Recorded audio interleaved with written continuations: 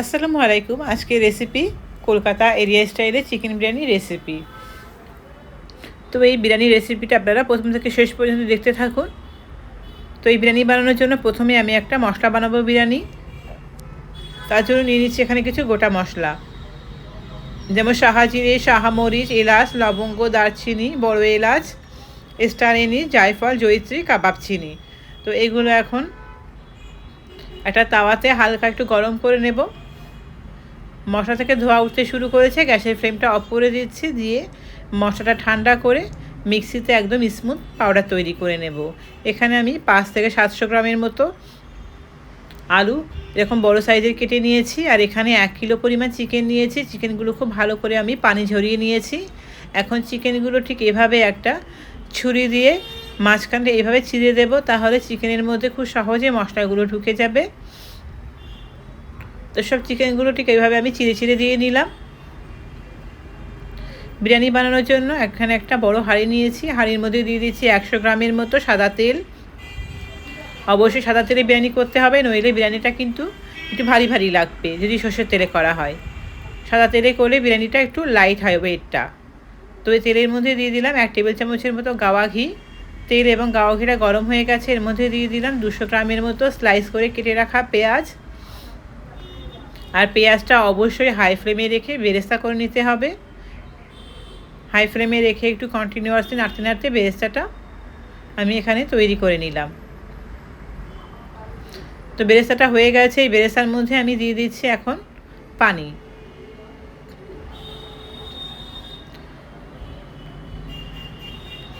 তো পানি দিয়ে একটু নেড়ে চেড়ে দিয়ে দিলাম। এখন এর মধ্যে দিয়ে দেব কিছু গুঁড়ো মশলা। গুঁড়ো মশলার মধ্যে প্রথমে দিয়ে দেবো এখানে হাফ টেবিল চামচের মতো, হাফ টেবিল চামচের একটু কম লবণ। আলুগুলোর জন্য এখানে লবণটা আমি দিচ্ছি। আর দিয়ে দিচ্ছি হলুদ 1 টেবিল চামচ।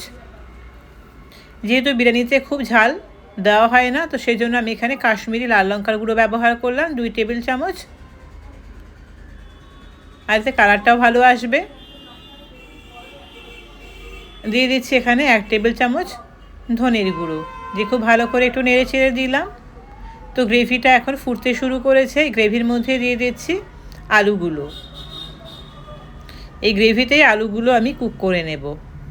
তো আলুগুলো সব দিয়ে একটু আলুগুলো এখন নেড়ে চেড়ে দিচ্ছি।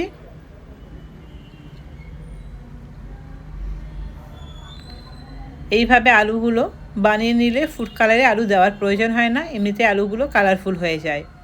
এখন এর মধ্যে দিয়ে দেব 1 টেবিল চামচ আদা এবং 1 টেবিল চামচ রসুনের পেস্ট। তো 1 টেবিল চামচ আদা, 1 টেবিল চামচ রসুনের পেস্ট দেওয়া হয়ে গেছে। এখন আবারও খুব ভালো করে এটা একটু মিক্স করে নেব।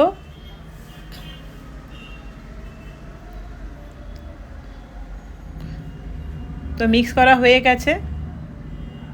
এখন এর মধ্যে একটু পানির প্রয়োজন পড়বে, তো এখন আমি আরও একটু পানি দিয়ে নিচ্ছি,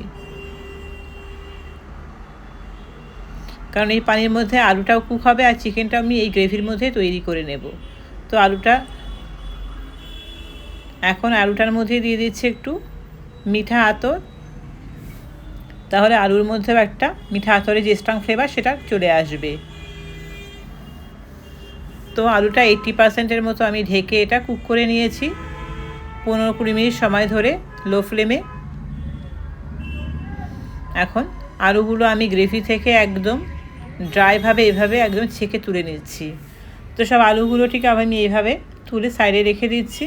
গ্রেভিটা আবার একটু খুব ভালো করে নেড়ে চেড়ে নিলাম। নিচ থেকে যে চিকেনটা আমি পানি ঝরিয়ে রেখেছিলাম সেটা দিয়ে দিচ্ছি। তো সব চিকেনগুলো আমি সাজিয়ে দিয়ে দিলাম। এখন চিকেনের জন্য দিয়ে দিলাম এখানে 1.5 টেবিল চামচের মতো লবণ। তো লবণ দিয়ে খুব ভালো করে একটু নেড়ে ছেড়ে দিলাম।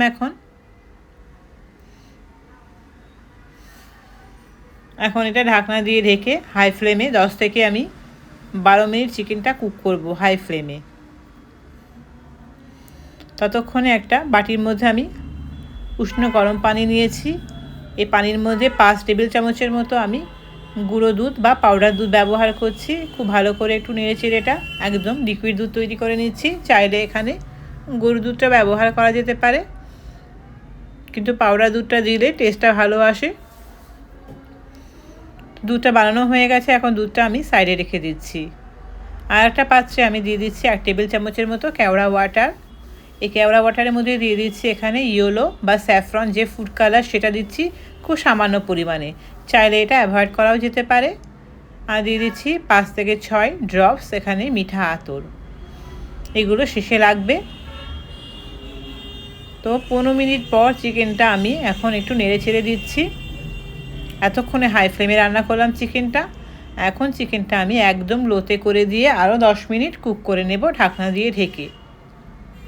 ততক্ষণে ভাত বানানোর জন্য একটা গামলাতে পানি বসিয়ে দিয়েছি, নিয়ে নিচ্ছি এলাচ, লবঙ্গ, দারচিনি এবং একটা তেজপাতা, আর 2 টেবিল চামচ এখানে লবণ নিচ্ছি, এগুলো এই পানির মধ্যে দিয়ে দেব। আর আমি আগে থেকে বাসমতি রাইসটা খুব ভালো করে ধুয়ে 5 থেকে 6 বার আধা ঘন্টা আগে আমি ভিজিয়ে রেখেছি। আর আমি এখানে হাফ সিদ্ধ যে বাসমতি রাইস সেটা ব্যবহার করছি। এখন দিয়ে দিলাম সাদা তেল। সাদা তেলটা দিলে একটার গায়ে একটা ভাত লেগে যাবে না, ভাতগুলো খুব ঝরঝরে হবে। তো চালটা দিয়ে দেওয়ার পর 80%-এর মতো আমি ভাতটা বানিয়ে নিয়ে পানি ঝরিয়ে রেখে দিয়েছি। চিকেনটাও হয়ে গেছে। এখন এই চিকেনের গ্যাপে গ্যাপে আমি আলুগুলো সাজিয়ে দিচ্ছি। তো সব আলুগুলো ঠিক এইভাবে আমি সাজিয়ে সাজিয়ে দিয়ে দিলাম। এখন দিয়ে দেব টক দই, ফেটানো টক দই। টক দইটা খুব ভালো করে সময় ধরে একটু ফেটিয়ে তবে ব্যবহার করতে হবে। টক দই দেওয়ার পরে আমি ঠিক এভাবে একটু হাত দিয়ে ঝাঁকিয়ে নিচ্ছি, তাহলে চিকেন এবং আলুগুলো খুব ভালো করে হাঁড়ির মধ্যে সেট হয়ে যাবে। যে বিরিয়ানির মশলাটা আমি বানিয়েছিলাম সেটা এখন দিয়ে দিচ্ছি, খুব ভালো করে চারিদিকে স্প্রেড করে দিয়ে দিচ্ছি, যাতে সব চিকেনের গায়ে বা সব আলুর গায়ে বিরিয়ানির মশলাগুলো সমানভাবে লাগে। চেষ্টা করবেন ঠিক এভাবে ঘরে বানিয়ে নিতে বিরিয়ানির মশলাটা, তাহলে টেস্টটা ভালো আসবে। তো বিরিয়ানির মশলাটা দেওয়ার পরেও একবার ঝাঁকিয়ে নিলাম। এখন দিয়ে দিচ্ছি রাইস। আমি এখানে রাইসটা দিয়ে দিচ্ছি। আর রাইসটা আমি আগেই বলেছি হাফ সিদ্ধ যে চাল সেটা ব্যবহার করলে বিরিয়ানির যে চালটা খুব হালকা লাইট একটা ওয়েট থাকে, আর যেটা সিদ্ধ চালটা ব্যবহার করলে আমার কাছে বিরিয়ানির চালটা খুব ভারী ভারী মনে হয়। তো ভাতটা দিয়ে দেওয়ার পরে এরকম একটা চামচ দিয়ে ঠিক চারিদিকে সমানভাবে আমি একটু স্প্রেড করে দিলাম। এখন ওপর থেকে দিয়ে দিচ্ছি সামান্য একটু বিরিয়ানির যে গুঁড়ো মশলাটা বানিয়েছি সেটা দিয়ে দিচ্ছি। আবার ওপর থেকে রাইস দিয়ে দিচ্ছি, দিয়ে আবারও একটু স্প্রেড করে দেব। কারণ রাইসটা খুব বেশি চাপাচাপি করা যাবে না, হালকাভাবে একটু আলতো করে ঠিক এভাবে একটু চারিদিকে স্প্রেড করে দেব। আবার একটু বিরিয়ানির চাল এখানে আসবে।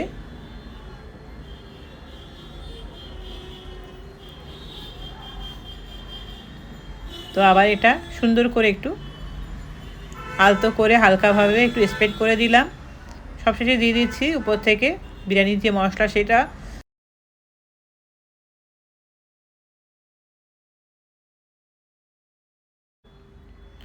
আর দিয়ে দিচ্ছি এখানে আমি যে দুধটা বানিয়েছিলাম সেই দুধটা দিয়ে দিচ্ছি, আর যে কেওড়া ওয়াটার, ফুড কালার এবং মিঠা আতর সেটাও দিয়ে দিলাম এখানে। সবশেষে দিয়ে দেবো ওপর থেকে গাওয়া ঘি। অবশ্যই গাওয়া ঘিটা দিলে টেস্টটা ভালো আসবে।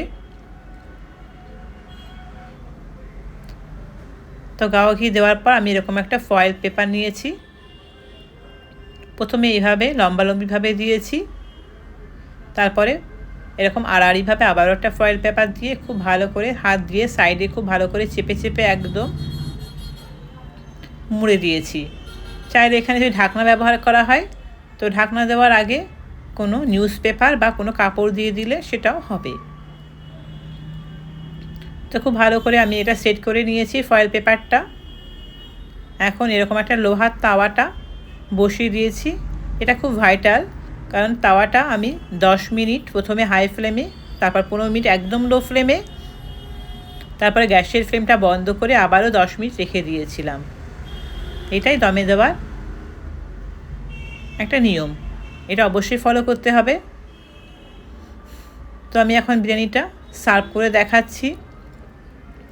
যেহেতু বিরিয়ানিটা আমার একদম কানায় কানায় ভর্তি, তো আমি চামচ দিয়ে কাটতে পারবো না, এরকম একটা গামলা নিয়েছি।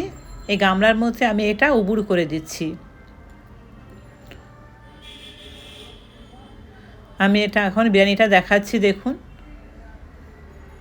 ঠিক কতটা বিরিয়ানি চালগুলো খিলা খিলা হয়েছে, কোনো রকম কিন্তু পুড়বেও না।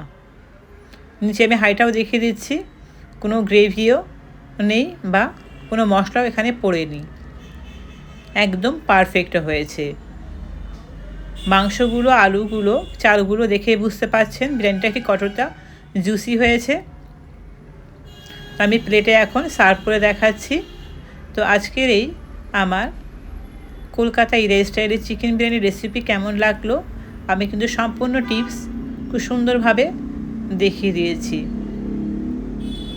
কমেন্টে কিন্তু অবশ্যই জানাবেন রেসিপিটা কেমন হলো। আর আপনাদের সাথে দেখা হচ্ছে নেক্সট রেসিপিতে। ওকে, বাই, আল্লাহ হাফেজ।